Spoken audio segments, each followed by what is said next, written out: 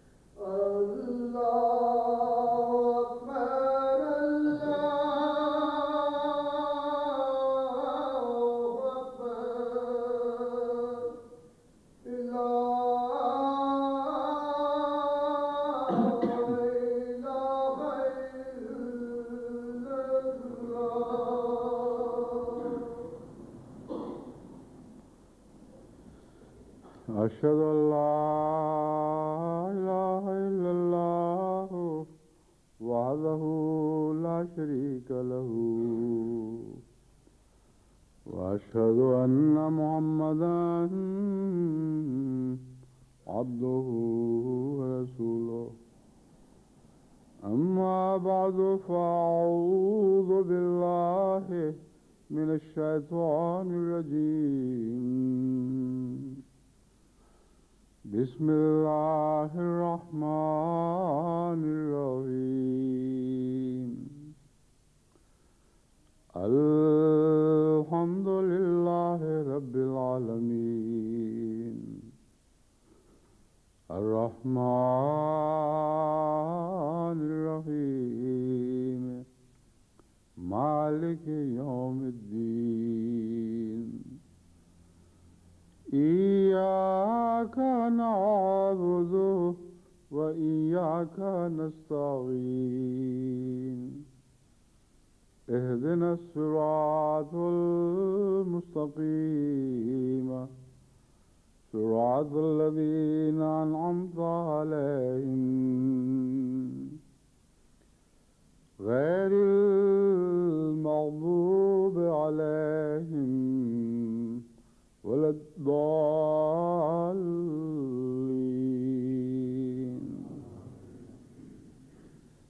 قل يا عبادي الذين أسرفوا على أنفسهم لا تقنطوا من رحمة الله إن الله يغفر الذنوب جميعا إنه هو الغفور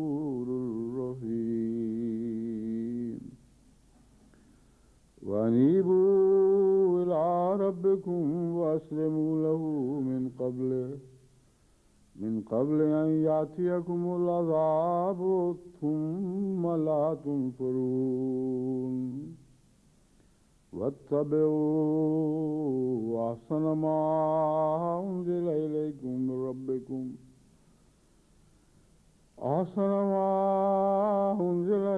من ربكم من قبل أن يأتيكم العذاب بغتة وأنتم لا تشعرون. یہ آیات کریمہ ہیں جن کے حوالے سے حضرت اقدس مسیح موعود علیہ الصلوۃ والسلام کی تفسیر میں آپ کے سامنے پیش کر رہا تھا کہ آپ نے یا عبادی کے خطاب سے کیا کیا مطالب نکالے ہیں اور ان کو مد نظر رکھ کر اس آیت کا مضمون سمجھنا اور اس سے استفادہ کرنا آسان ہو جاتا ہے. فرماتے ہیں اس جگہ یہ بھی یاد رہے کہ ماحصل اس آیت کا یہ ہے کہ جو لوگ دل و جان سے تیرے یا رسول اللہ، تیرے یا رسول اللہ، یا بمانا اور نہیں بلکہ اے رسول مراد ہے. تو یاد رہے کہ جو لوگ دل و جان سے تیرے یا رسول اللہ غلام بن جائیں گے ان کو وہ نور ایمان اور محبت اور عشق بخشا جائے گا کہ جو ان کو غیر اللہ سے رہائی دے دے گا. تو محبت اور عشق کا بخشا جانا یہ غیر اللہ سے رہائی کے لیے ضروری ہے. یہی وہ مضمون ہے جو میں گزشتہ خطبے میں بیان کر چکا ہوں.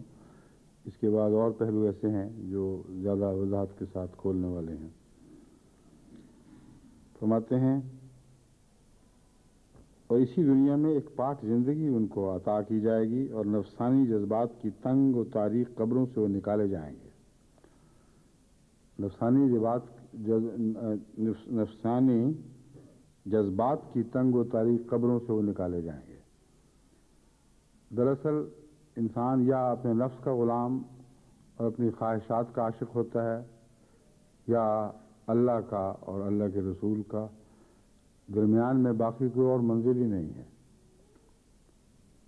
جو بھی محبوب ہو خدا اور اس کے رسول کے سوا یعنی ان کے مقابل پر وہ سب نفس کی عبادت کرنے کا دوسرا نام ہے. اس کے سوا اور کوئی حقیقت نہیں اور اس عبادت میں کوئی زندگی نہیں ہے. اسی کا نام موت ہے. حضرت مسیح موعود علیہ السلام نے اس مضمون کو کیسی عمدگی اور قوت کے ساتھ کھولا ہے کہ وہ جو نفسانی جذبات کی تنگ و تاریک قبروں سے وہ نکالے جائیں گے. اسی کی طرف یہ حدیث اشارہ کرتی ہے انا الحاشر الذی یحشر الناس علی قدمی کہ حضرت صلی اللہ علیہ وآلہ وسلم نے فرمایا میں وہ حشر برپا کرنے والا ہوں جس کے قدموں پر لوگ اٹھائے جائیں گے. فرمایا اسی کی طرف یہ حدیث اشارہ کرتی ہے انا الحاشر الذی یحشر الناس علی قدمی یعنی میرے قدم پر لوگ اٹھائے جائیں گے. یعنی میں وہ مردوں کو اٹھانے والا ہوں جس کے قدموں پر لوگ اٹھائے جاتے ہیں یعنی اٹھائے جائیں گے کی بجائے مصور صاحب نے ترجمہ فرمایا ہے اٹھائے جاتے ہیں کیونکہ مضارعہ کے دونوں ترجمے ممکن ہیں. جاتے ہیں اٹھائے جائیں گے.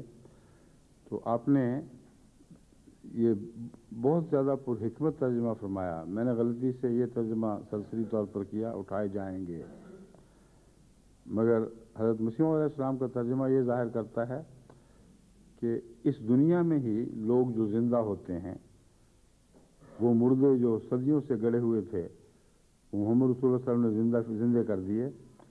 یہ مستقبل کا وعدہ نہیں اس دنیا میں ہوتا ہے اور سامنے ہوتا ہوا دکھائی دیتا ہے.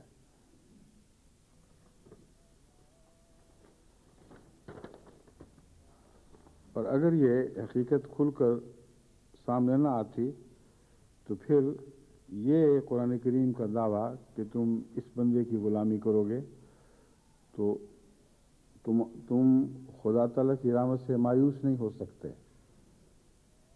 یہ دعویٰ محض ایک دعویٰ رہتا ہے اس کا کوئی ثبوت نہ ہوتا. بس حضرت صلی اللہ علیہ وآلہ وسلم نے جو گناہوں کی قبروں میں گڑے ہوئے مردے زندہ کر کے دکھا دیے، یہ ثابت کر دیا کہ اللہ ہر گناہ بخش سکتا ہے، اور ہر گناہ خدا تعالیٰ کی بخشش کے تابع ایسے بخشا جائے گا جیسے اس کا وجود ہی کوئی نہیں تھا۔ اثر نو، ایک نئی زندگی تمہیں عطا کی جائے گی۔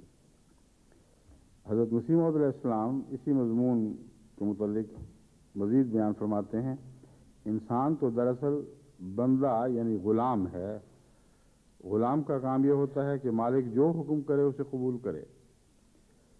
اسی طرح اگر تم چاہتے ہو کہ حضرت صلی اللہ علیہ وسلم کے فیض حاصل کرو تو ضرور ہے کہ اس کے غلام ہو جاؤ۔ غلام ہوئے بغیر فیض ممکن نہیں ہے، اور غلام ہونے کا نام گناہوں سے نجات ہے۔ بس یہ خیال کہ گناہوں میں مصروف رہو اور نجات کی توقع رکھو، یہ بالکل ایک باطل خیال ہے جس کا ان آیات سے کوئی دور کا بھی تعلق نہیں۔ مراد یہ ہے کہ اگر زندگی میں تمہیں غلامی کی توفیق مل گئی، پھر تمہارے پچھلے گناہ کا پہاڑوں کے برابر بھی ہوں، وہ ایسے ختم کر دیے جائیں گے، فنا کر دیے جائیں گے گویا ان کا وجود کوئی نہیں تھا۔ بس اگر تم چاہتے ہو کہ حضرت صلی اللہ علیہ وسلم کے فیض حاصل کرو تو ضرور ہے کہ اس کے غلام ہو جاؤ۔ قرآن کریم میں خدا تعالیٰ فرماتا ہے، قُلْ يَا عِبَادِيَ الَّذِينَ أَسْرَفُوا عَلَىٰ أَنفُسِهِمْ۔ اس جگہ بندوں سے مراد غلام ہی ہیں، نہ کہ مخلوق۔ رسول کریم صلی اللہ علیہ وسلم کے بندہ ہونے کے واسطے ضروری ہے کہ آپ پر درود پڑھو اور آپ کے کسی حکم کی نافرمانی نہ کرو، سب حکموں پر کاربند رہو۔ پس درود کا تعلق بھی یہ غلامی میں لانے کے لیے ایک بہت ہی اہم تعلق ہے، اور درود کا تعلق پھر اسی محبت سے ہوا کرتا ہے جو دراصل ہر مصیبت سے نجات بخشنے والی محبت ہے، یعنی اللہ اور رسول کی محبت۔ جتنا حضرت صلی اللہ علیہ وآلہ وسلم سے محبت ہو، اسی کے دل کی گہرائی سے درود اٹھتے ہیں، اور اگر یہ محبت نہ ہو تو وہ درود بالکل بے معنی اور لغو ہیں، ان کی کوئی بھی حقیقت نہیں۔ زبان سے درود اٹھنا جن کی جڑیں دل سے نہ پھوٹ رہی ہوں، وہ ایسے ہی درخت ہے جن کی جڑیں اکھڑ چکی ہوں، ان کا جڑوں سے کوئی تعلق نہ رہے، وہ 1000 سال بھی رہیں تو پھل نہیں لا سکتے۔ بس درود کی حقیقت محبت سے ہے، اور محبت کے بغیر درود کے کوئی بھی معنی نہیں ہے۔ بس آپ فرماتے ہیں، آپ کے کسی حکم کی نافرمانی نہ کرو، سب حکموں پر کاربند رہو۔ یہ بھی ایسا سلسلہ ہے جو جیسا کہ میں نے بیان پہلے بھی کیا تھا، محبت کے بغیر ممکن نہیں ہے۔ یہ آسان کام نہیں ہے حضرت اقدس محمد رسول اللہ صلی اللہ علیہ وسلم کی غلامی، اور پھر ایسی غلامی کہ ایک بھی حکم سے انسان باہر نہ جائے، یہ بہت بڑا دعویٰ ہے، اور اسے محبت آسان کر سکتی ہے، اس کے بغیر یہ ہو ہی نہیں سکتا۔ اس لیے بار بار آپ کو یاد دہانی کروا رہا ہوں کہ اس مضمون کی مشکلات کو بھی سمجھیں۔ کہنے میں بہت آسان باتیں ہو گئی ہیں، مگر جتنا غور کریں گے اس کی مشکلات آپ کو پہاڑوں کی طرح سامنے دکھائی دیں گی۔ بعض دفعہ ایک عادت بھی انسان سنت اختیار کرنے کی خاطر چھوڑ نہیں سکتا، اور وہ جو ہزاروں ایسی عادتوں میں جکڑے ہوئے ہوں، ان کو یہ کہہ دینا کہ اطاعت کرو تو تم نجات پا جاؤ گے، یہ حل کی طرف اشارہ کرنے والی بات بھی تو ہے، لیکن حل پر عمل کروانے کے لیے یہ بات کافی نہیں۔ کیونکہ اگر کسی کو کہا جائے کہ یہ دیکھو یہ پہاڑ ہے، اس کی چوٹی پہ چڑھ جاؤ، تو تمہیں دور دور کی عجیب چیزیں دکھائی دیں گی جو تم نے پہلے کبھی نہ دیکھی ہوں، اور وہ پہاڑ ایسا سٹیپ ہو، اتنا تیزی سے اوپر چڑھ رہا ہو کہ بڑے بڑے ماہرین کے بھی پتے پانی ہو جائیں اس کی وسعتوں کو دیکھ کر۔ تو کوئی آدمی کہے میں نے تو تجھے دکھا دیا تھا کہ یہ رستہ ہے، اور پھر تو نے نہیں سفر کیا، یہ تیرا قصور ہے۔ تو یہ جو مہمہ ہے مشکل کا اور آسان کا، ان دونوں کا آپس کا تعلق، اس سلسلے میں کچھ باتیں میں نے گزشتہ خطبے میں بیان کی تھیں۔ اب میں مزید اس مضمون کو آپ کے سامنے کھولوں گا۔ حضرت مسیح موعود علیہ السلام فرماتے ہیں جب انسان خدا تعالیٰ کی محبت میں ایسا محو ہوتا ہے کہ جو کچھ بھی نہیں رہتا، تب اس فنا کی حالت میں ایسے الفاظ بولے جاتے ہیں، کیونکہ اس حالت میں ان کا وجود درمیان نہیں ہوتا، جیسا کہ اللہ تعالیٰ فرماتا ہے قل یا عبادی الذین اسرفوا علی انفسہم لا تقنطوا من رحمت اللہ ان اللہ یغفر الذنوب جمیعا، یعنی ان لوگوں کو کہہ دو کہ اے میرے بندو، خدا کی رحمت سے نومید مت ہو، خدا تمام گناہ بخش دے گا۔ اب دیکھو اس جگہ یا عباد اللہ کی جگہ یا عبادیہ کہہ دیا گیا، حالانکہ لوگ خدا کے بندے ہیں، نہ آن حضرت صلی اللہ علیہ وسلم کے بندے، مگر یہ استعارے کے رنگ میں بولا جاتا ہے۔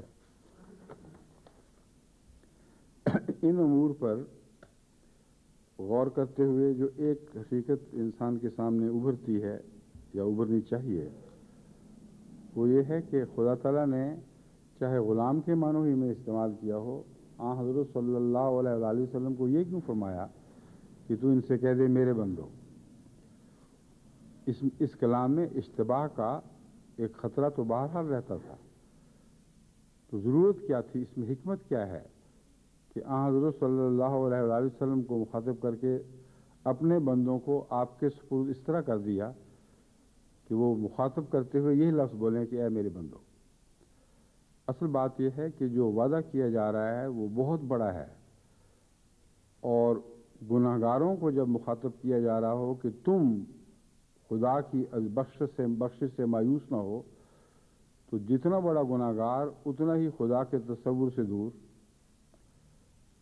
اب اس کو ایک فرضی بات پر یقین کیسے آئے گا؟ یہ تو ناممکن ہے، نہ اس نے خدا دیکھا نہ سنا، نہ اس سے کبھی دل میں تعلق پیدا ہوا۔ اب کسی بعض دفعہ صدمے کے نتیجے میں، بعض دفعہ ویسے ہی اللہ تعالیٰ دل کی آنکھیں کھول دیتا ہے، اس کو توجہ پیدا ہو اور وہ کہے کہ میں نے خدا تعالیٰ سے بخشش مانگنی ہے، تو کس خدا سے کس حد تک بخشش کی امید رکھ سکتا ہے؟ جب تک کوئی نمونہ سامنے نہ ہو، انسان اس بات پر ایمان نہیں لا سکتا۔ بس آن حضرت صلی اللہ علیہ وآلہ وسلم وہ ظاہری نمونہ تھے بخشش کا، جس سے بڑھ کر بخشنے والا اور رحم کرنے والا کوئی انسان کبھی پیدا نہیں ہوا۔ آپ کی ساری زندگی ایک بخشش کا اتنا عظیم اور پاک نمونہ تھی کہ انبیاء کی زندگی کو بھی آپ گہری نظر سے دیکھیں، جانچیں، تلاش کریں، مگر آپ کو آن حضرت صلی اللہ علیہ وآلہ وسلم کا وجود انبیاء کے زمرے میں بھی کہیں دکھائی نہیں دے گا، یعنی اس شان کا وجود، رحمت اور بخشش کا آپ ایسا کامل نمونہ تھے کہ اللہ تعالیٰ قرآن کریم میں آپ کے متعلق فرماتا ہے ان بالمؤمنین رؤوف الرحیم۔ وہ مومنوں کے لیے خدا تعالیٰ کی دو صفات کا ایسا مظہر تھا کہ اللہ تعالیٰ نے وہ صفات اس کو عطا کر دی گیا، رؤوف بے انتہا رافت کرنے والا اور شفقت کرنے والا، اور رحیم بار بار رحم کرنے والا، ایک دفعہ غلطی ہوئی، دوسری دفعہ ہوئی، تیسری دفعہ ہوئی، پھر رحم کرنے والا، اور ذاتی معاملات میں گناہ بخشنے والا، مگر اللہ کے معاملات میں اس کی امانت بخشش کی راہ میں حائل ہو جاتی تھی۔ یہ وہ مضمون ہے جس کو سمجھانے کی خاطر آن حضرت صلی اللہ علیہ وآلہ وسلم کو اپنے نمائندگی میں یہ حق دیا کہ تو کہہ دے میرے بندو۔ اب یہ دو باتیں آن حضرت صلی اللہ علیہ وآلہ وسلم کی سیرت کا ایک اتنا نمایاں پہلو ہیں، اس کو نظر انداز کرنے کے نتیجے میں بہت سے لوگ ٹھوکر کھا جاتے ہیں۔ آن حضور اپنے نفس کے معاملے میں اتنے رحیم تھے کہ آدمی تصور بھی نہیں کر سکتا۔ وہ غلام جو اللہ تعالیٰ نے آپ کو عطا کیا، ان کی روایات آپ دیکھ پڑھیں تو آپ حیران رہ جائیں گے۔ بارہا غلطیاں کیں، بارہا وعدے کیے اور نہیں پورے ہو سکے، رسول اللہ صلی اللہ علیہ وآلہ وسلم کسی کام پہ بھجواتے ہیں اور جا کے کھیل میں لگ جاتا ہے اور کام بھول جاتا ہے. اور حضور اکرم صلی اللہ علیہ وسلم خود آتے ہیں, پوچھتے ہیں کیا ہوا تھا, اور کوئی سازش نہیں, خود کام کرتے ہیں. اپنی ازواج مطہرات سے جو آپ کا حسن سلوک ہے وہ رحیمیت اور رافت دونوں کا ایک ایسا نمونہ ہے کہ دوسرے انسان میں دکھائی نہیں دیتا. مگر جہاں مالک تھے اپنے معاملات کے, وہاں بخشش بے انتہا. جہاں خدا کی طرف سے نمائندہ تھے اور امین تھے, وہاں یہ فرمایا کہ اگر میری بیٹی فاطمہ بھی چوری کرتی تو میں اس کا بھی ہاتھ کاٹ ڈالتا. یہ وہ حیرت انگیز مضمون ہے جو آن حضرت صلی اللہ علیہ وآلہ وسلم کی سیرت کے حوالے سے بغیر سمجھا ہی نہیں جا سکتا. خدا تعالیٰ بھی اس لیے رؤوف الرحیم اور بے مثال رؤوف الرحیم ہے کہ وہ ہر چیز کا مالک ہے.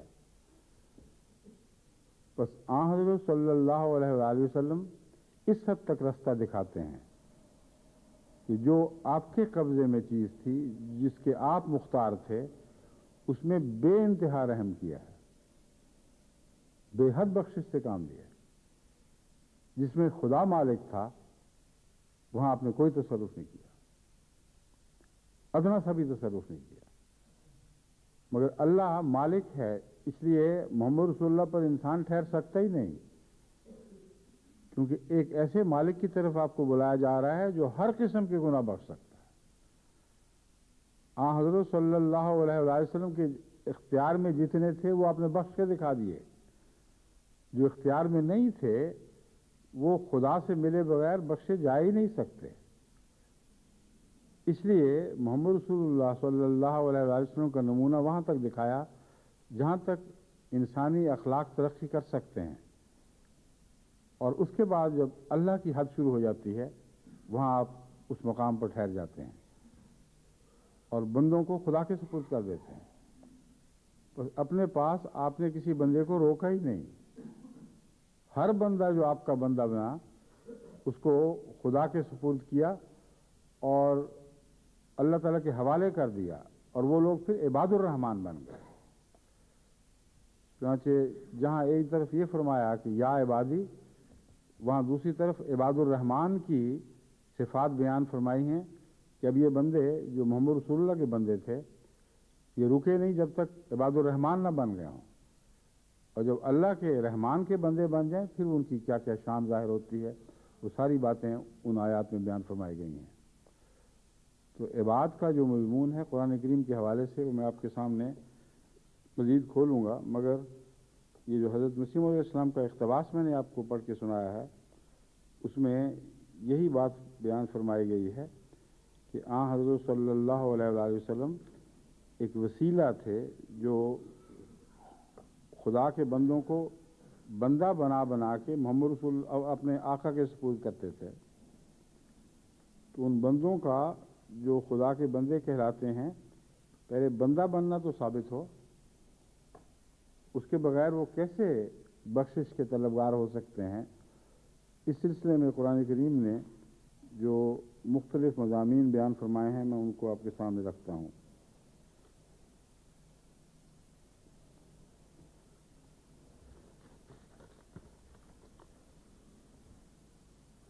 انابت کے متعلق میں نے عرض کیا تھا کہ اس میں دراصل محبت کا بھی مضمون ہے, اور انابت کے نتیجے ہی میں دراصل انسان گناہوں کو قابو پا سکتا ہے, اور انابت کے نتیجے ہی میں اس دنیا میں عذاب سے مخلصی ہو سکتی ہے. اور یہ مضمون بہت گہرا اور لازمی ہے, اس کو سمجھے بغیر آپ بخشش کی اور آئندہ زمانے مرنے کے بعد کی امیدیں قائم نہیں کر سکتے. ان امیدوں پر آپ کو یقین نہیں آ سکتا, کیونکہ جب تک اس دنیا میں انابت کے نمونے آپ کے سامنے نہ ہوں اس وقت تک اس دنیا میں کیا ہوگا اس کے متعلق آپ کو یقین نہیں کر سکتے. اس کے لیے ایک تو اللہ تعالیٰ نے حضرت صلی اللہ علیہ وآلہ وسلم کے حوالے سے ہمیں یہ مضمون سمجھایا, دوسرا روزمرہ کے تجربے سے بھی خدا تعالیٰ اسی مضمون کی طرف توجہ دلاتا ہے. فرمایا افلم یروا الی ما بین ایدیہم وما خلفہم من السماء والارض ان نشاء نخسف بہم الارض اور نسقط علیہم کسف من السماء ان فی ذلک لآیۃ لکل عبد منیب. وہاں بھی عبد اور انابت کا ذکر تھا، عبد بنو اور منیب بنو، اور اس آیت میں بھی عبد اور منیب بننے کا ذکر ہے. اور مضمون یہی ہے کہ تمہیں عذاب سے اگر نجات چاہیے تو عبد منیب بن کے دیکھو خدا تمہیں کس طرح بچاتا ہے. چنانچہ فرماتا ہے تم نے دیکھا نہیں جو تمہارے سامنے ہے، ان لوگوں نے افلم یروا ان لوگوں نے دیکھا نہیں کہ جو ان کے سامنے ہے اور جو ان کے پیچھے ہے. آسمان اور زمین میں سے جو کچھ بھی ہے، ان نشاء نخسف بہم الارض اور نسقط علیہم کسف من السماء، ان کے لیے تو نہ زمین محفوظ ہے نہ آسمان محفوظ ہے. یہ عجیب مضمون بیان فرمایا گیا ہے کہ تم بڑے امن سے بظاہر چلتے پھرتے ہو اور سمجھتے ہو کہ جو عذاب ہے کوئی اتفاقی واقعہ ہے. آسمان کے نیچے ایک محفوظ چھت کے نیچے اپنے آپ کو محفوظ سمجھ رہے ہو اور سمجھتے ہو کہ یہ اتفاقی حادثہ ہے. لیکن کیا یہ لوگ نہیں جانتے کہ اگر ہم چاہتے تو زمین میں ان کو دھسا دیتے، زمین ان کو لے ڈوبتی، اور آسمان سے جو ٹکڑے برستے ہیں یعنی اجرام فلکی وہ ان کا کچھ بھی نہ چھوڑتے. ان کی تباہی کے لیے یہ دونوں چیزیں کافی تھیں. اب نہیں دیکھا سے کیا مراد ہے؟ ان لوگوں نے نہیں دیکھا. قرآن کریم کی دوسری آیات سے پتہ چلتا ہے کہ اس مضمون میں اللہ تعالیٰ فرماتا ہے زمین میں پھرو، غور کرو تو تمہیں یہ حقیقتیں سمجھ آ جائیں گی. دنیا کی جو میں جو بڑی بڑی حیوانی یا انسانی نسلیں تباہ و برباد ہوئی ہیں، ان کے دو ہی طریقے تھے جو ہمیں قدرت میں ملتے ہیں. یہ ایسے عظیم زلزلے آئے ہیں، ایسے ہیبت ناک زلزلے آئے ہیں کہ وہ لوگ زمین میں دھس گئے.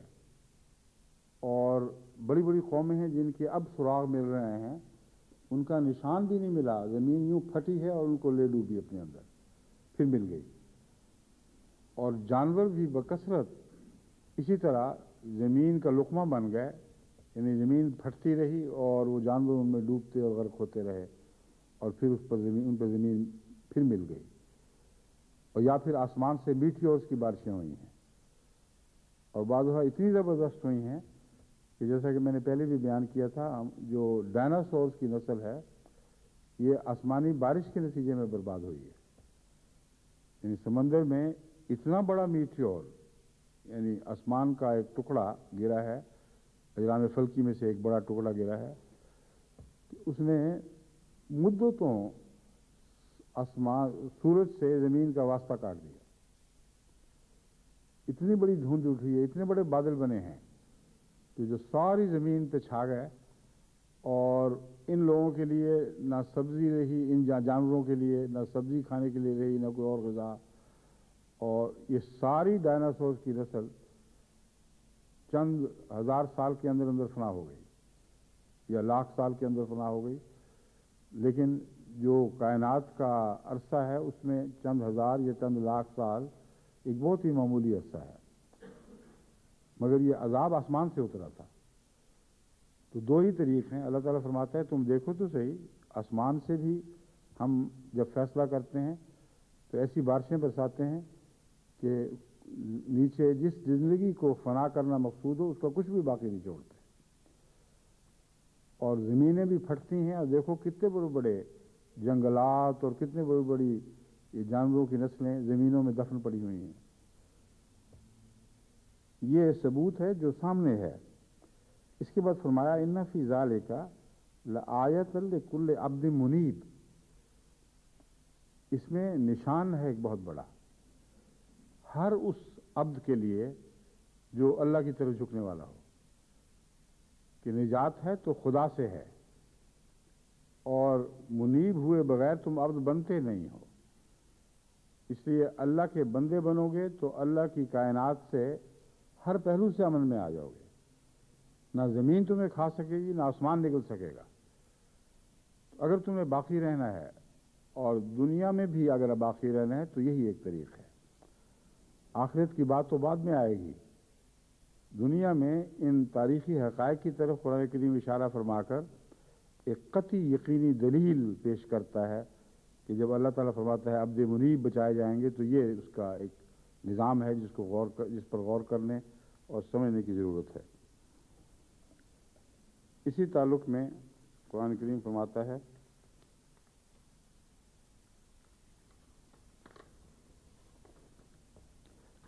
والذین اجتنبوا الطاغوت ان یعبدوها وانابوا الی اللہ لہم البشریٰ فبشر عباد. کہ خدا کے بندہ بننا چاہتے ہو تو دو بندے نہیں بن سکتے بیک وقت. یہ تو ہو ہی نہیں سکتا کہ تم طاغوت کے بھی بندے ہو اور اللہ کے بھی بندے ہو، شیطان کے بھی بندے ہو اور دنیا میں جو سرکش لوگ ہیں ان کے پیچھے چل رہے ہو اور ساتھ ہی اللہ کے بھی بندے بن جاؤ. تو ایک بندگی سے توبہ کرنا بھی ضروری ہے اور وہ طاغوت کی بندگی ہے.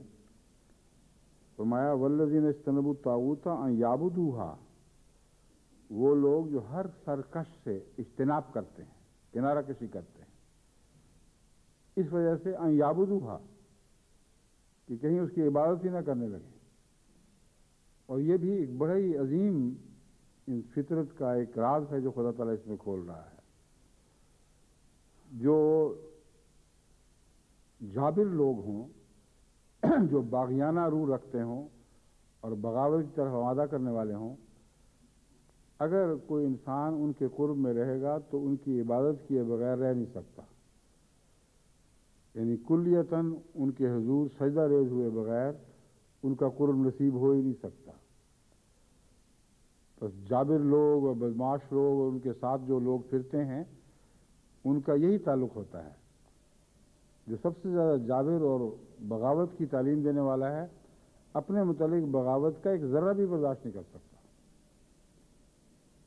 اور جتنی بھی کہانیاں ہیں یا واقعات مافیا کے آپ سنتے ہیں ان میں یہ بات بڑی نمایاں طور پر آپ کو دکھائی دیتی ہے کہ مافیا کے جو بڑے بڑے سربراہ ہیں وہ ہر نظام کے خلاف اپنے چیلوں چانٹوں کو بغاوت کے لیے آمادہ کرتے، اس پر تیار کرتے، ان کو تحفظ دیتے اور اس طرح وہ نظام کو بالکل بے بس اور بیکارہ کر کے دکھا دیتے ہیں.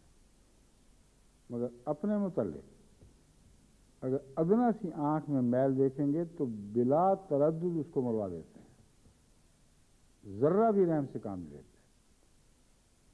خواہ اپنا عزیز ترین قریبی کیوں نہ ہو، باپ بیٹوں کو مروانے میں قطعاً کوئی تردد نہیں کرتے. اور یہی مضمون ہے جو قرآن کریم بیان فرما رہا ہے. کہتے وہ سرکش لوگ جو نظام کے باغی ہوں، تم اگر ان کے قریب رہو گے تو لازماً ان کی عبادت کرنی پڑے گی، اس کے بغیر تمہارا ان کے ساتھ کوئی رہ ہی نہیں سکتا. ہر ایسے موقع سے دور بھاگو. جابر کو دور کا سلام اگر ضروری پڑے ہو تو اس سے زیادہ اس کے ساتھ کوئی قرب کا تعلق نہ رکھو، ورنہ بدصحبت کے بد اثرات کی بات نہیں فرما رہا اللہ تعالیٰ. فرماتا ہے ان کے عباد بنو گے تم، ان کے عبد بنے بغیر تمہارے لیے چارہ کوئی نہیں ہوگا. تو ہر ایسی مجلس سے دور بھاگنا اور ہر ایسے حاکم سے پرے ہٹنا جو جابر ہو، ہر وہ شخص جو بغاوت کی تعلیم دینے والا ہو، اس سے کنارہ کشی کیے بغیر اللہ تعالیٰ کے عباد بننے کی آپ میں صلاحیت ہی پیدا نہیں ہو سکتی. تو قرآن کریم جو مشکل مضامین بتاتا ہے ان کے رستے بھی دکھاتا ہے. بہت بلندی ہے مگر بچنے کے یہ طریقے ہیں. بغیر علم کے تم کیسے عباد اللہ بن جاؤ گے؟ یہ جانو کہ فلاں کی عبادت سے بچنا ہے اور وجوہات بیان فرما دیں کیوں بچنا ہے. اس لیے کہ تمہیں بے اختیار کر دیں گے، وہ تمہیں طاقت ہی نہیں رہے گی کہ ان کے اثر سے باہر رہ سکو. پھر فرماتا ہے इज्तनबु तागूत अन याबुदूहु व अनाबू इलल्लाह है, फिर उनमें यह ताकत पैदा होगी कि अल्लाह की इनाबत करें, अल्लाह की तरफ इनाबत करें। जब एक जगह से ताल्लुक़ तोड़ बैठे और बुराइयां समझ आ गईं, और बुराइयां समझने के नतीजे में दिल में ख्वाहिश पैदा हुई कि खुदा की तरफ झुकें, उनके मुतल्लिक़ फरमाया लहुमुल बुशरा व बश्शिर इबाद, उनके लिए बहुत बड़ी खुशखबरी है, बस मेरे बंदों को मुझ खुशखबरी दे दो।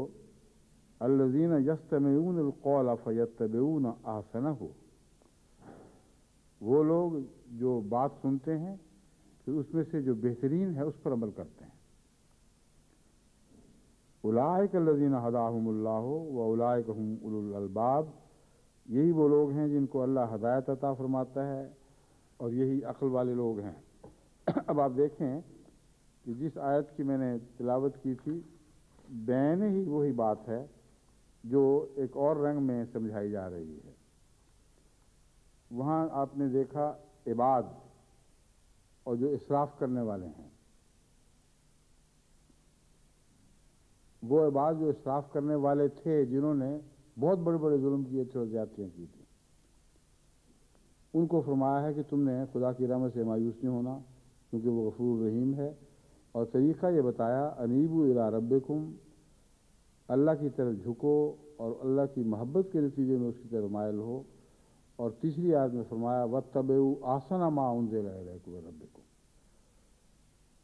कि तुम जो भी तुम्हारे रब की तरफ से उतारा गया है तुम पर, उसका बेहतरीन हिस्सा पकड़ा करो, अपने इरादे बुलंद रखो, अपने हौसले ऊंचे करो, और इस बात पर राज़ी न हुआ करो कि जो कम से कम तुमसे तवक्को की जा रही है उतनी ही पूरी कर दो। ऊंची तवक्कुआत रखो, फिर तुम्हारे लिए मामला आसान होगा, मुश्किल नहीं होगा। और इसमें भी एक बहुत ही गहरा फितरत का राज है जो बयान फरमाया गया है। जो लोग थोड़े पर राज़ी हों और थोड़े पर हाथ मारने की कोशिश करें, उनके लिए थोड़े पर कायम रहना भी मुमकिन नहीं हुआ करता, क्योंकि इंसान अपने इरादे को हमेशा अक्सर औक़ात पूरी तरह मुकम्मल तौर पर पूरा नहीं कर सकता। तो जो शख्स ये कहे कि मैं ये नहीं करूँगा, ये नहीं करूँगा, जो कम से कम है उससे बचूँगा, जो मैं कम से कम ताकत रखता हूँ उससे ज़्यादा मैं कुछ नहीं करूँगा, वो लोग उस कम से कम पर भी कभी पूरे नहीं हुआ करते। जो बुलंद इरादे रखें उनका माहासल उससे बहुत ज़्यादा होता है जो कम इरादे लेकर एक सफ़र शुरू करते हैं। चुनांचे बसा औक़ात जो ये समझते हैं कि हमने पास होना है, वो बेचारे पास भी नहीं होते। अक्सर फेल होने वाले वही हैं जिनकी नीयत शुरू से पास होने की थी, मगर जिनकी नीयत ये हो कि हमने अव्वल आना है, रिकॉर्ड तोड़ने हैं, उनको हमने देखा है कि वो फर्स्ट क्लास भी ले तो रोते हैं कि हम सिर्फ स्कूल में अव्वल आ सके, हमने तो सारे इलाके में अव्वल आना था। तो सारे इलाके में अव्वल आए, वो इस बात पर रोते हैं कि यकीन था कि रिकॉर्ड तोड़ देंगे मगर नहीं तोड़ सके। तो उनका माहासल उनके लिए खुशी की बजाय इसलिए दुख का मुझे बनता है कि जितनी बुलंद तवक्कुआत थीं उतनी पूरा नहीं कर सके। इस राज को जिस तरह खुदा ने समझाया है, इसको समझकर जब अंबिया की ज़िंदगी का हाल देखते हैं तो उनकी गिरिया उजारी की समझ आ जाती है। कितने बड़े बड़े इरादे लेकर वो लोग निकले थे, अल्लाह के ताल्लुक़ में उसके हुजूर अपना सब कुछ पेश कर देने में, उसके हुजूर अपनी रूहों की गर्दनों पर छुरियां फेर देने के लिए हमेशा आमादा और तैयार। और ख्वाहिशात ये कि आनन फानन हम वो इनकलाब बर्पा कर दें जो अजीम इनकलाब है जो उनके सुपुर्द किया गया है, वो हशर बर्पा करके दिखा दें जो कदमों से उठाया जाना था, जिसके मुझे खुदा ने फरमाया या मोहम्मद तेरे कदमों से हशर बर्पा होगा। और सब्र में रोते रोते जिंदगी काटी, रातों को उठकर गिरिया उजारी की खुदा के हुजूर कि वो हासिल नहीं हो रहा जो मैं करना चाहता हूं। अल्लाह ताला फरमाता है ये नहीं हो सकता। बाज लोग ऐसे हैं जो جن کی اصلاح ہو ہی نہیں سکتی، ان کے خلاف خدا کا فیصلہ ہو چکا ہے، ان کے لیے تو روتا ہے، ان کے لیے اپنے آپ کو ہلاک کر رہا ہے۔ تو ارادے بلند تھے، اس لیے جو بھی حاصل ہوا وہ تھوڑا دکھائی دیا ہے، مگر اس مقام سے تھوڑا دکھائی دیا جس مقام پر فائز تھے، اس ادنا مقام سے جس پہ ہم ہیں۔ جب محمد رسول اللہ صلی اللہ علیہ وسلم کی کامیابیوں کو دیکھتے ہیں تو انسان حیرت کے سمندر میں غرق ہو جاتا ہے۔ ایک چھوٹی سی زندگی میں صرف 62 سال کی زندگی پائی ہے، اتنا بڑا انقلاب برپا کر دیا، سارے عرب پر اسلام کو مسلط کر کے دکھا دیا۔ عرب کے کناروں سے اسلام چھلانگیں نکال، جس طرح سیلابی نہریں اچھل اچھل کر باہر جاتی ہیں، اس طرح ان کناروں سے اچھل اچھل کر اسلام باہر نکلا ہے اور دور دور تک دوسری حکومتوں اور سرزمینوں میں پھیل گیا، چین تک جا پہنچا۔ اور حالت یہ ہے کہ راتیں رو رو کر گریہ وزاری سے بسر ہو رہی، بخشش سے طلب کرتے، اے اللہ مجھ سے کوئی کوتاہی ہوگی مجھے معاف فرما۔ تو جتنے بلند ارادے کرو گے اتنا تمہارا کچھ حاصل کرنے کا امکان ہوگا، جتنی چھوٹی ہمتیں رکھو گے اتنا کم امکان ہوگا۔ بس آسن کے لفظ پر اس موقع پر زور دینا کہ گناہگار آئے ہیں، ابھی توبہ کی ہے، ان سے یہ توقع کہ بہترین کر کے دکھا دیں، یہ کیسے ہو سکتا ہے؟ کسی انسان نے یہ کلام بنایا ہوتا تو کبھی یہ نہ کہتا۔ انسان نے یہ کلام بنایا ہوتا تو کہتا ہے کہ ٹھیک ہے تم توبہ کر رہے، اب تھوڑی تھوڑی کرنا، بلند باتوں پہ ہاتھ نہ ڈالنا، یہ اوپر کے لوگوں کے لیے ہیں، تو اپنی توفیق کے نیچے ساتھ ساتھ رہنا، ادھر توبہ اور ادھر اچانک جو آسن ہے اس پر ہاتھ ڈالو، جو سب سے بلند ترین ہے اس کو پکڑو۔ اس لیے کہ بلندی کی اوپر ہاتھ ڈالنا ادنا مراتب کے یقینی ہونے کے لیے ایک قطعی طور پر ضامن بات بن جاتی ہے۔ جس نے ہمالہ کی چوٹی سر کرنی ہے وہ کم سے کم بیس کم تک تو پہنچے گا ہی نا، لیکن جس نے ایک چھوٹی سی پہاڑی ایک ٹیلے پہ چڑھنا ہے وہی اس کی دنیا ہے، وہی اس کی عظمتیں اور رفتیں ہیں، وہ اس سے رفتیں ہیں، ان سے آگے وہ جا ہی نہیں سکتا۔ پھر بعض لوگ ٹیلا بھی نہیں چڑھ سکتے، وہ بیچ میں پھنس کے رہ جاتے ہیں۔ تو قرآن کریم نے جو مضامین بیان فرمائے ہیں ان پر آپ غور کر کے دیکھیں، کس طرح رستوں کو مشکل دکھاتے ہوئے آسان کرتا چلا جاتا ہے، کوئی پہلو باقی نہیں چھوڑتا۔ فرمایا اولئک الذین ھداھم اللہ، یہ وہ لوگ ہیں جن کو خدا تعالیٰ نے ہدایت دے دی ہے۔ یہدی کا وعدہ نہیں ہے، یہ بھی بڑی عظیم بات ہے۔ فرمایا الذین یستمعون القول فیتبعون احسنہ، وہ لوگ جو بات سنتے ہیں اور پھر سب سے اعلیٰ بات اس میں سے جو ہے اس کو اختیار کر لیتے ہیں کہ ہمیں یہ کرنا ہے۔ اولئک الذین ھداھم اللہ، یہ وعدہ نہیں ہے کہ ان کو ہدایت دے گا، فرمایا ان کو دے دی اللہ نے ہدایت، وہ تو ہدایت پا چکے ہیں۔ اولئک ھم اولو الالباب، یہ ہیں عقل والے لوگ۔ تو یہ جو بخشش کا مضمون اور پھر حضرت اقدس محمد رسول اللہ صلی اللہ علیہ وآلہ وسلم کی غلامی میں اللہ کا غلام بننے کا مضمون ہے، اس کو باریک نظر سے سمجھیں تو جتنا مشکل ہے اتنا آسان بھی ساتھ ہوتا چلا جائے گا۔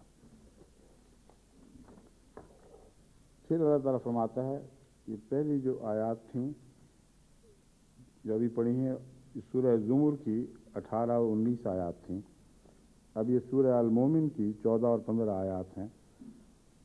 هو الذی یریکم آیاتہ وینزل لکم من السماء رزقا وما یتذکر الا من ینیب فادعوا اللہ مخلصین لہ الدین ولو کرہ الکافرون۔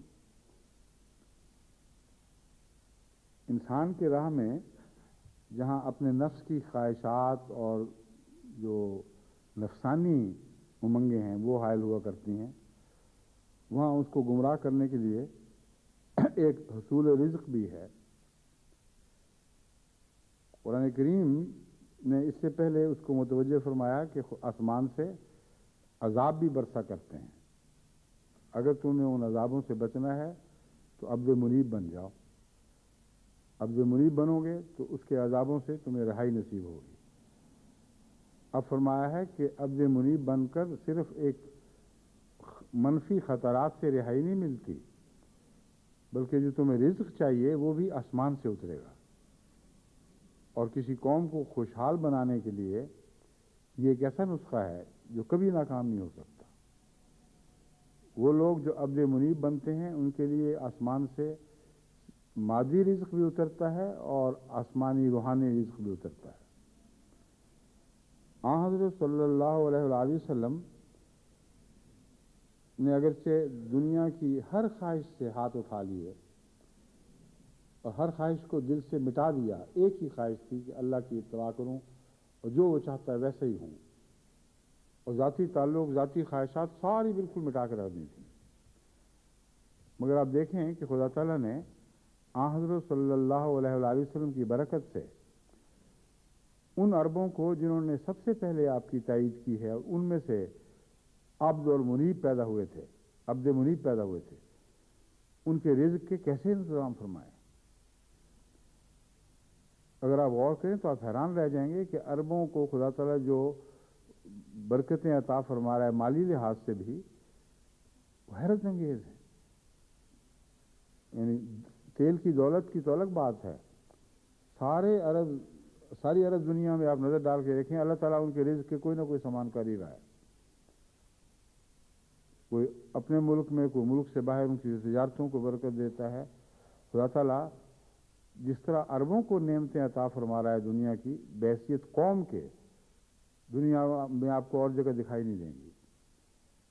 مگر اگر عبد منیب نہیں بنیں گے اور عبد شکور نہیں بنیں گے تو پھر جو ان کا انجام ہے وہ خود اس کے ذمہ دار ہوں گے. میں نے اس مسئلے پر بڑا گہرا غور کیا ہے، تفصیلی طور پر دیکھ کر، اور ہمیشہ میں حیرت زدہ رہ جاتا ہوں کہ خدا ان کے کھانے پینے کا انتظام تو کر ہی دے، جس طرح بھی وہ کرتا ہی رہتا ہے. اور کثرت کے ساتھ متوازن تقسیم دولت ہے، اور اونچے اونچے پہاڑ بھی بنے ہوئے ہیں، لیکن جو بالکل غریب اور بیکار اور بیچارے بالکل بے سہارا رہ جائیں وہ بہت تھوڑے ہیں مقابلتاً دنیا کی دوسری قوموں کے مقابلے پر. ان میں بہت ہی معمولی تعداد ہے جو آخری درجے کی غربت پر ہوں، ہر جگہ رزق کے سامان ہیں. تو اس آیت میں اللہ تعالیٰ یہ عبد منیب بننے کی یہ جزا بیان فرما رہا ہے. يُنَزِّلُ لَكُم مِّنَ السَّمَاءِ رِزْقًا، تمہارے لیے آسمان سے رزق نازل فرمائے گا.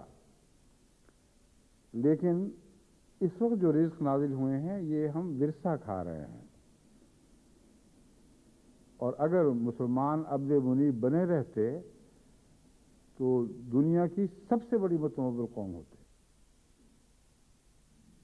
تیل کی دولتیں تو اس وقت ملی ہیں جب یہ بیچارے ہر بات کھو بیٹھے تھے، تو اللہ تعالیٰ نے اپنی طرف سے سہارا دیا، یہ آسمان ہی سے نازل ہونے والا رزق ہے. مگر اگر یہ سارا 1000 سال جو مسلمانوں نے بہکتے بہکتے بھٹکتے بھٹکتے گزارا ہے، اگر اس میں یہ عبد منیب بنے رہتے تو ساری دنیا پر مسلمانوں کی سلطنت ہوتی. تمام دنیا کے خزانے ان کے قدم چومتے اور تمام دنیا کی قومیں ان کے قدموں سے اٹھائی جاتی. تو اس لیے اس بات کا سمجھنا ضروری ہے کہ لفظ منیب میں آسمانی نعمتیں اور دنیاوی نعمتیں دونوں کے بہت قطعی وعدے دیے گئے ہیں، اور اگر ہم اس مضمون کو نظر انداز کر دیں اور دنیا کے غلام بنے تو پھر اللہ تعالیٰ دنیا بھی ہمارے پاس نہیں رہنے دے گا. اور یہ بھی ایک ایسا سلسلہ ہے جو بارہا ان لوگوں میں دکھائی دیتا ہے جن کو خدا زندہ رکھنا چاہتا ہے. یعنی خدا کے نیک بندوں کی اولادوں میں اگر خدا ان کو روحانی طور پر زندہ رکھنا چاہے اور وہ دنیا کی طرف دوڑیں اور نیکی کو نظر انداز کریں تو ان کی دنیا بھی کلیتاً برباد کر دیتا ہے، جبکہ بدوں کو نہیں کرتا. جن کو آخرت میں سزا دینا مقصود ہو ان کو جو دنیا کی طرف دوڑیں دنیا کی نعمتیں عطا کر دیتا ہے اور بیان فرماتا ہے کہ ہم کرتے ہیں مگر اس لیے کہ آخرت میں نہیں دیں گے. مگر نیک اور لوگوں کی اولاد سے خدا تعالیٰ کا یہ سلوک ہم نے بارہا دیکھا ہے کہ نیک لوگوں کی اولاد نیک رہے گی تو اللہ تعالیٰ بے حد رزق عطا فرماتا رہے گا. جب بدی کی طرف جائے گی اتنا بدی کی طرف چلی جائے کہ ان میں زندگی کے نمک نہ رہے تو پھر وہ بھی بے حد و شمار دولت عطا کیے جاتے ہیں, دنیا کے رتبے نعمتیں دولتیں. مگر یہ اس بات کی علامت ہے کہ خدا ان سے ناراض ہو چکا ہے, وہ مردود ٹھہرائے گئے ہیں. لیکن جن کو بچانا چاہے ان پر بڑے بڑے اطلاع ہم نے آتے دیکھے ہیں, کچھ بھی بیچاروں کو نہیں رہتا, آخر پھر وہ واپس آتے ہیں اور اس بات کو ثابت کرتے ہیں کہ اللہ تعالیٰ نے ہمارے متعلق جو امید بتائی, جو توقع رکھی تھی کہ ہم مار کھا کے واپس آ جائیں گے, وہ توقع سچی ثابت ہوئی. تو بہت سے ایسے احمدی میں نے واپس آتے دیکھے ہیں جن پر ابتلاؤں کی مار پڑی ہے, بعض بیماریوں کی مار پڑتی ہے, بعض اولاد کی طرف سے ان پر مار پڑتی ہے, اور توبہ کرتے ہیں جن کو کبھی میں نے کبھی دیکھا ہی نہیں تھا, نہ نام سنا تھا, اور بعض دفعہ دور دور سے سفر کر کے آتے ہیں کہ ہم تو توبہ کی خاطر آئے ہیں. پتہ چلا کہ مصیبتوں اور دکھوں نے ان کو توبہ پر مجبور کیا ہے. پھر جب وہ اپنے ماں باپ کی باتیں سناتے ہیں تو اس وقت مطلب اس کا راز سمجھ آتا ہے کہ بڑے بڑے نیک لوگوں کی اولاد تھے, ایسے نیک لوگوں کی اولاد جو یہ دعائیں کرتے ہوئے گزر گئے کہ اللہ ان کو نیکی عطا فرمائے. تو یہ خدا تعالیٰ کی جو تقدیر کی راہیں ہیں یہ بہت ہی لطیف اور باریک راہیں ہیں, ان کو آپ سمجھیں تو زندگی کا سفر آسان ہو جائے گا, اور اگر نہیں سمجھیں گے تو پھر انسان کے لیے بھٹکنے کے سوا اور کچھ باقی نہیں رہتا. اسی مضمون کے میں اللہ تعالیٰ فرماتا ہے وَإِذَا مَسَّ الْإِنسَانَ ضُرٌّ دَعَا رَبَّهُ مُنِيبًا إِلَيْهِ. یہ جو اللہ کو بلانا اور منیب ہو جانا اس کا, یہ ایسے وقت میں اگر نصیب ہو جب کہ تکلیف آ پہنچے تو پھر یہ محض وقتی فائدہ دے گا. اس وقت منیب بنو جب تکلیف نہ پہنچی ہو. چنانچہ پہلی آیت کریمہ میں منیب کے ساتھ یہ کھول دیا گیا تھا کہ جب عذاب آ جائے گا, جب پکڑے جاؤ گے, پھر تمہیں کچھ بھی فائدہ نہیں دے گا خدا کی طرف جھکنا. لیکن وہاں مراد ہے مستقل فائدہ, تمہاری نجات کا موجب نہیں بن سکے گا, ورنہ عذاب سے وقتی نجات ثابت ہے. چنانچہ یہ آیت اسی مضمون کو بیان فرما رہی ہے وَإِذَا مَسَّ الْإِنسَانَ ضُرٌّ دَعَا رَبَّهُ مُنِيبًا إِلَيْهِ.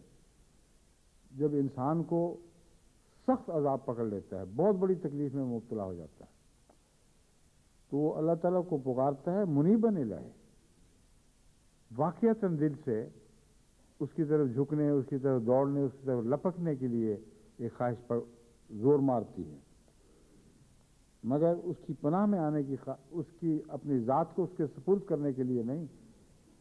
اصل میں وہ والا مضمون نہیں ہے, بلکہ عذاب سے بچنے کی حد تک, بس اس سے زیادہ ان کی کوئی خواہش نہیں ہوتی. ثم اذا خولہ نعمت منہ نسیا ما کان یدعو الیہ. یہاں وہ جو طوفان کا مضمون بیان ہوا ہے ایک اور آیت میں کہ غرق ہونے لگتا ہے انسان, اس کے لیے دعا کرتا ہے, اس کو خدا بچا بھی لیتا ہے. یہاں وہ مضمون نہیں ہے بلکہ وہ رزق والا مضمون جو میں نے بیان کیا تھا اس کے تعلق میں یہ آیت بیان کر رہی ہے. ایسی مصیبت میں مبتلا ہو جائے کہ اس کے مال جائیداد چیزیں ضائع ہونی شروع ہو جائیں, نقصان پہنچیں, تب وہ واقعتاً اللہ کی طرف ایک جھکنے کا میلان اپنے دل میں پائے, سمجھے کہ اس کے سوا چارہ کوئی نہیں. مگر اگر اللہ کی محبت نہ ہو بلکہ اللہ تعالیٰ کی طرف جھکنا محض مصیبتوں سے بچنے کی خاطر ہو تو اللہ تعالیٰ فرماتا ہے کہ جب ہم اسے پھر نعمتیں عطا کرتے ہیں, ایسے شخص کو صرف مصیبت سے نجات نہیں دیتے, نعمتیں بھی عطا کرتے ہیں. وہ نعمتیں عطا کرتے ہیں جن کی وجہ سے وہ ہماری طرف جھکا تھا.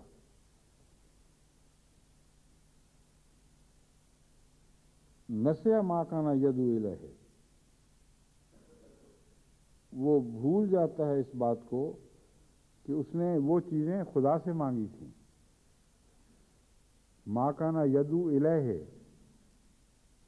یہ بھول جاتا ہے کہ خدا سے مانگی تھیں. اس طرز بیان میں یہ بات کھل گئی کہ نیت چیزوں کی تھی اور کچھ نہیں تھی. جب چیزیں مل گئیں تو خدا بھول گیا، اور یہ بھی بھول گیا کہ یہ چیزیں میں نے خدا سے مانگی ہوئی ہیں، آپ ہی آپ نہیں مل گئی مجھے. تو یہ ایسی کامل فراموشی، اس قدر غفلت کہ مصیبت کے بعد گر گا کے روتے ہوئے، گریہ وزاری کرتے ہوئے اللہ تعالیٰ سے بخشش مانگی، اللہ تعالیٰ سے مصیبتوں سے نجات مانگی، نعمتوں کے لیے درخواست کی، نعمتیں مل گئیں تو یہ بات بھی بھول گیا کہ یہ نعمتیں ہم نے خدا سے مانگی تھیں. وَجَعَلَ لِلَّهِ أَنْدَادًا لِيُضِلَّ عَنْ سَبِيلِهِ، تو اللہ کے مقابل پر وہ پھر شریک ٹھہرانے لگ جاتا ہے تاکہ دوسروں کو بھی اس کے راستے سے ہٹائے. بس اس معنی میں منیب نہ بنو کبھی. اور یاد رکھو کہ جب خدا کی طرف سے انابت ہو تو محض اللہ کی خاطر، اس کی محبت کے نتیجے میں انابت اللہ ہو. اگر مصیبت سے بچنے کے لیے اور دنیا کی نعمتوں کے حصول کے لیے انابت اللہ ہوگی تو وہ تمہارے کسی کام نہیں آئے گی، کیونکہ ایسی انابت کے نتیجے میں جو کچھ تم پاؤ گے اس کو دوسروں کی طرف منسوب کرو گے، اپنی چالاکیوں کی طرف منسوب کرو گے، اپنے دوستوں کی طرف منسوب کرو گے، اپنے دنیا کی ہوشیاریوں اور حادثات کی طرف منسوب کر دو گے. اتفاقاً مجھے یہ مل گیا، خدا کی طرف تمہارا دماغ نہیں جائے گا. تو انابت کے مضمون کے ہر پہلو کے قرآن کریم کھول رہا ہے. اب چونکہ وقت ختم ہو گیا اس لیے انشاءاللہ اس کا جو باقی حصہ ہے وہ میں آئندہ خطبے میں بیان کروں گا. اس وقت مجھے بعض مرحومین کی نماز جنازہ کا اعلان کرنا ہے، جن میں سے بعض کے متعلق ہم کہہ سکتے ہیں کہ وہ عباد الرحمن تھے. اور جہاں تک انسان کسی انسان کو دیکھ کر ایک فیصلہ کر سکتا ہے، میرے نزدیک بعض مرحومین ان میں سے ایسے ہیں کہ ان کے متعلق کوئی بھی شک نہیں رہتا کہ وہ خدا کے پاک بندے تھے. میں اس لیے نہیں کہ ہمیں ان پر حسن ظن تھی، اس لیے کہ انہوں نے اپنی زندگی کے لمحہ لمحہ میں ثابت کیا، بلکہ بعض کی تو پیدائش سے پہلے ہی ان کے رحمان کے بندہ ہونے کی خوشخبریاں دے دی گئی تھیں. اور پھر رویا اور کشوف خدا تعالیٰ ان کو ہمیشہ دکھاتا رہا، عظیم نشان ان کے ہاتھ پر ظاہر فرماتا رہا، لیکن وہ عاجز، ایک بالکل سادہ سادہ مزاج، سادہ زندگی بسر کرنے والے، اور اس طرح چلتے پھرتے سے گلیوں میں جیسے ان کا وجود ہی کوئی نہیں. ان میں سے جو سب سے نمایاں قابل ذکر ہیں وہ حضرت مولانا نذیر احمد صاحب مبشر ہیں، جن کی چند روز پہلے وصال کی اطلاع ملی ہے. ان کے متعلق نسبتاً زیادہ تفصیل سے کچھ کہنے کی ضرورت ہے، باقی میں نام پڑھ دوں گا اور ان کی تفصیل بیان نہیں کر سکتا اس وقت میں. جمعہ اس مقصد کے لیے ہوتا ہے کہ مرحومین کی زندگی کی تفاصیل بیان کیے جائیں، مگر یہ سب نیک بندے تھے. ان کے لیے ہم نماز جنازہ جمعہ کی اور عصر کی نماز کے بعد ادا کریں گے. مولانا نذیر احمد صاحب مبشر کی زندگی کے بعد ایسے پہلو ہیں جو اس وقت بھی نشان تھے، آج بھی نشان ہیں. آپ 1909 میں حضرت مسیح موعود علیہ السلام کے ایک صحابی حضرت چودھری غلام حسین صاحب رضی اللہ تعالیٰ کو عطا ہوئے. آپ سے پہلے 9 بچے پیدا ہو چکے تھے جو 9 کے 9 مر گئے، ایک بھی نہیں بچا. حضرت غلام حسن صاحب کو رضی اللہ تعالیٰ عنہ کو اللہ تعالیٰ نے رویا میں دکھایا کہ یہ بچہ ہے، اس کی شکل دیکھ لو، یہ آنے والا ہے اور یہ زندہ رہے گا. چنانچہ آپ پیدا ہوئے تو آپ نے سب جگہ اعلان کر دیا، بیوی کو بھی بتا دیا بالکل نہ فکر کرنا، یہ زندہ رہے گا، یہ کبھی نہیں مر سکتا. یعنی جس مقصد کے لیے خدا نے عطا کیا ہے اسے پورا کیے بغیر نہیں مرے گا. اور پھر اس نشان کو اور زیادہ پختہ بنانے کے لیے بعد میں 2 بیٹیاں اور عطا کی، وہ دونوں بھی مر گئیں. پہلی اولاد میں سے 9 میں سے ایک بھی نہیں بچا، یہی زندہ رہے. اور ان کی شکل بھی بالکل وہ بیان فرماتے تھے کہ ایسی ہی تھی، یہی مجھے بچہ دکھایا گیا تھا. اور اس کے بعد آپ کی زندگی جو تھی وہ واقعی ایک ایسے بچے کی صورت میں آگے بڑھی ہے جو خدا تعالیٰ کسی خاص مقصد کے لیے پیدا فرماتا اور چن لیتا ہے اسے. آپ نے سن 28 میں اپنی زندگی وقف کی. ہاں، زندگی تو پہلے وقف کر دی تھی. ہاں ٹھیک ہے، 1928 میں آپ نے اپنی زندگی وقف کی.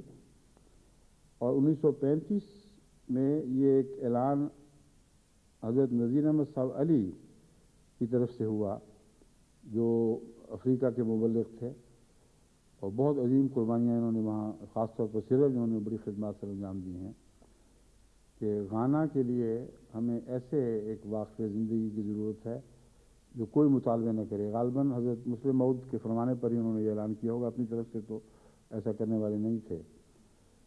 کوئی شرطیں نہ ہوں.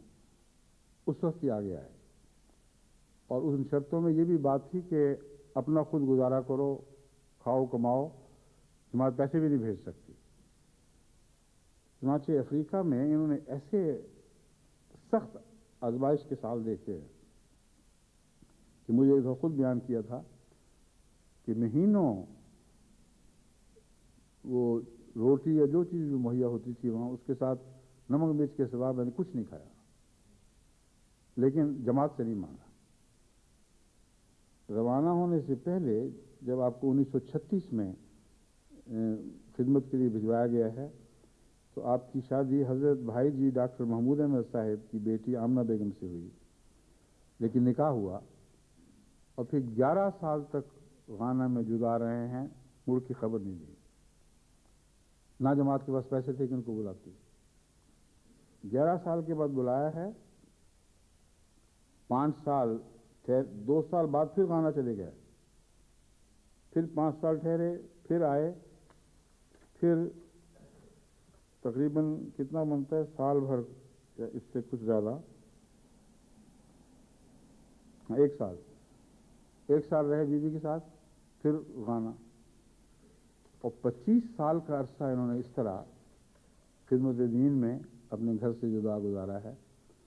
اور وہاں جو ان کے واقعات ہیں وہ تو حیرت انگیز ہیں، کس طرح خدا تعالیٰ ان کی دعاؤں کو سنتا رہا اور حیرت انگیز نشان دکھاتا رہا ہے. اور جو بات کہہ دیتے تھے بعض دفعہ ایک غریبانہ ایک تعلی نہیں ہوا کرتی، وہ غریبانہ خدا سے توقع ہوا کرتی ہے. اس توقع میں ایک بات کہہ دیا کرتے یہ ہوگا اور ہو جایا کرتا تھا. بہت ہی پاکیزہ وجود، سادہ زندگی کے بسر کرنے والے جو خدمت کے مواقع ملے ہیں دین میں، وہ تو اصل تو وہی ہیں جو میدان عمل میں تھے. یہاں آ کر جو نظام سے تعلق کی خدمت آپ نے سر انجام دی ہے اس میں نائب وکیل التبشیر رہے ہیں، قائم مقام وکیل التبشیر رہے ہیں، پھر قائم مقام وکیل اعلیٰ رہے ہیں، پھر صدر مجلس تحریک جدید بھی رہے ہیں، مجلس افتاء اور کار پرداز میں کام کیا، ناظم دارالفضا رہے، وکیل التعلیم رہے، غرضی کے ہاں صدر نہیں نائب صدر تحریک جدید رہے ہیں. تو اللہ تعالیٰ انہیں غریق رحمت فرمائے اور بے انتہا رحمت نازل فرمائے ان پر، ان کی ساری اولاد پر، اور اولاد در اولاد پر. وہ یاد رکھیں کہ کس باپ کے بیٹے تھے، جس کی پیدائش بھی نشان تھی، جس کا زندہ رہنا نشان تھا، جس کی ساری زندگی ایک نشان بنی رہی. تو احمدیت میں اس قسم کے ہیں جو گودلیوں کے لال ہیں اور کثرت سے ہیں. اس جماعت کا دنیا میں کون مقابلہ کر سکتا ہے؟ جن کو عباد الرحمن نصیب ہو جائیں اللہ خود ان کی حفاظت فرمایا کرتا ہے. بس تم عباد الرحمن بننے کی کوشش کرو، کیونکہ صرف پرانے عباد الرحمن کی کمائی کھانے سے ہمارا گزارا نہیں چلے گا. ہمیں اگلی نسلوں کی پرورش، اگلی صدیوں کی، ہزاروں سال کی پرورش کرنے کا ارادہ لے کر اٹھنا چاہیے، اور اس لیے ہمیں اپنے گرد و پیش، اپنی ذات میں ہر جگہ عباد الرحمن بنانے کی کوشش کرنی چاہیے۔ اللہ تعالیٰ ہمیں اس کی توفیق عطا فرمائے۔ دوسرے لوگ، دوسرے جو ہیں جنازے والے، ان کی فہرست میرے سامنے ہے۔ ایک سلیمہ صاحبہ ہیں، اہلیہ مکرم یوسف احمدی صاحب، والدہ منظور الاسلام یوسف صاحب، مولد انڈونیشیا، جو یہاں تشریف لائے ہوئے تھے اور رمضان کے سارا عرصہ ترجمے کی خاطر یہاں آئے ہوئے تھے، اور اس کے بعد بھی یہیں ترجمے کی خاطر ٹھہرے رہے۔ ان کی والدہ اچانک علیل ہوئیں اور ان کے یہاں جب روانہ ہونے سے پہلے وفات پا گئیں۔ ان کے متعلق بھی یہ بات ہے کہ ان کو اللہ تعالیٰ نے ان کے والد کو رویا میں دکھایا تھا کہ تیرا یہ بیٹا پیدا ہوگا اور اس کو وقف کر دینا، اور نشانی بتائی تھی کہ پہلے بیٹی آئے گی، پھر بیٹا آئے گا، اور وہ خاص بیٹا ہے، اس کو وقف کر دینا۔ چنانچہ انہوں نے وقف کر دیا۔ والد کی وفات بھی قادیان میں تعلیم کے زمانے میں، یا ربوہ میں تعلیم کے زمانے میں ہوئی ہے، ربوہ میں، قادیان میں نہیں، اور والدہ کی وفات بھی ان سے دوری کی حالت میں ہوئی ہے۔ پھر خواجہ خورشید احمد صاحب سیالکوٹی ہیں، جو الفضل کے ایڈیٹر رہے ہیں بڑے لمبے عرصہ، مختلف حال صورتوں میں ان کو توفیق ملی ہے خدمت کی۔ محمد حسین صاحب خادم مسجد مبارک، ان سے بہت لوگ واقف ہیں، ان کے مسجد میں ان کی خدمت، ان کی اذانیں دینا، ان کا خاص ایک گہرا تعلق یہ لمبے عرصے تک پھیلا ہوا ہے۔ ہمارے ڈاکٹر حامد اللہ خان صاحب، جو یارک شہر کے یارک شہر میں کون سی جگہ رہا کرتے تھے، بیٹلے میں، ان کی والدہ عائشہ بیگم صاحبہ، یہ بھی بہت بزرگ خاندان کی بزرگ عورت ہیں، خاتون تھیں، اللہ انہیں بھی غریق رحمت فرمائے۔ اور آخر پر ڈاکٹر رضیہ صاحبہ، یہ ڈاکٹر تو نہیں تھیں، ڈاکٹر لکھا ہوا ہے، ان کی بہن ڈاکٹر تھیں ایک، جہاں تک میرا علم ہے، مگر ہو سکتا ہے ڈاکٹر ہوں، اس لیے بہرحال یہ اچھی تعلیم یافتہ خاتون تھیں اور خدمت پر مامور تھیں کسی پر۔ یہ میجر ولید منہاج صاحب کی بیگم، اور ان کا اصل تعارف تو یہ ہے کہ جو حیدرآباد دکن کا مشہور خاندان، جس نے خدمتوں میں بہت نام کمائے ہیں اللہ کے فضل کے ساتھ، شیخ محمد اعظم صاحب مرحوم، شیخ معین الدین صاحب مرحوم وغیرہ، یہ ان کی ہمشیرہ آپا سلیمہ کی بیٹی تھیں، اور بالکل جوانی کے عالم میں 3 چھوٹے چھوٹے بچے چھوڑ کر وفات پا گئی ہیں، کیونکہ ان کو غالباً دل کا حملہ ہوا ہے موٹر میں سب واپسی پہ آتے ہوئے، گھر آتے ہوئے۔ تو بہرحال یہ سب وہ ہیں جن کے لیے میں نماز جنازہ پڑھوں گا جمعہ اور عصر کے مان بعد۔